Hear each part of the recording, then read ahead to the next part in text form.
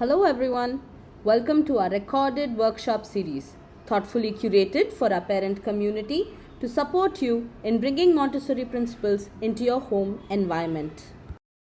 Why should we consider incorporating Montessori principles at home? Let's take a moment to reflect on this question. During these early years of 0 to 6, children have an absorbent mind. They naturally and effortlessly take in everything from their surroundings. Since they spend the majority of their time at home during this stage, the home environment plays a very pivotal role in shaping who they will become. In essence, the environment, along with the behaviors demonstrated within it, serves as the first teacher. As parents, where does your role begin? You help build order and responsibility within boundaries.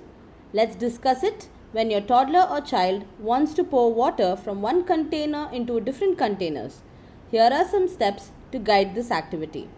Number 1. Encourage independence. Allow your child to fill a container with water and carry it to a designated area where they can work or play. Number 2. Set clear expectations. Make it clear that water activities are only permitted on the balcony or veranda. If spills occur, they are responsible for cleaning them up using a mop. Number 3. Promote purposeful work. After the activity, encourage your child to clean up by wiping any spills and returning the containers to the shelf.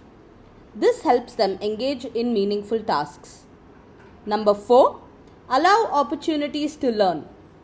When your child is filling the container, resist the urge to intervene if it starts to overflow.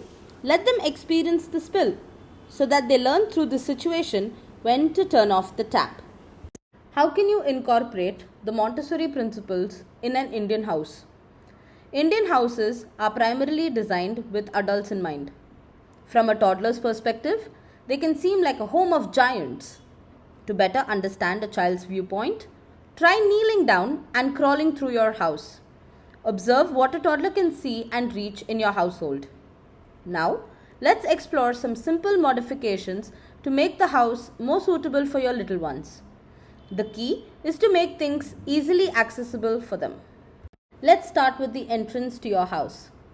Designate a specific spot for the toddler's shoes or slippers in a shoe stand at home. Provide a stool for them to sit on, allowing them to put on their shoes independently. The living room or their playroom. Provide a limited selection of toys or materials for play. Having too many options can lead to decreased interest. A shelf with a maximum of 8 to 10 toys or materials for a period of 1 week to 10 days before you rotate the material. Arrange the toys or the materials aesthetically. Use transparent containers, boxes or tray to hold the toys so that the child can see what is inside. Sort and space the toys or materials adequately to avoid clutter. Set up a floor mat for play on the ground and provide a child-sized table and chair for independent work. Observe how your child interacts with these toys or materials on the shelf and rotate them based on their interest at that time. Include a small shelf for books to encourage reading. The bedroom. Use a wardrobe with limited options. The shelves in the parent bedroom or the child bedroom, which are at a lower level, can be utilized for organizing the toddler's clothes. Create a grooming station that includes a mirror. If the cot or bed is at a height that requires assistance, make sure to keep a stool nearby to help the child climb up and down independently. The kitchen. To create a toddler-friendly area in your kitchen, arrange a section of the counter with their needs in mind. Have 3 or 4 small containers filled with various snacks that are safe for them to enjoy throughout the day. For instance, if you have bananas as a snack, provide a small cutting board, a child-safe knife for them to use, a bowl and a fork for transferring and eating the cut pieces.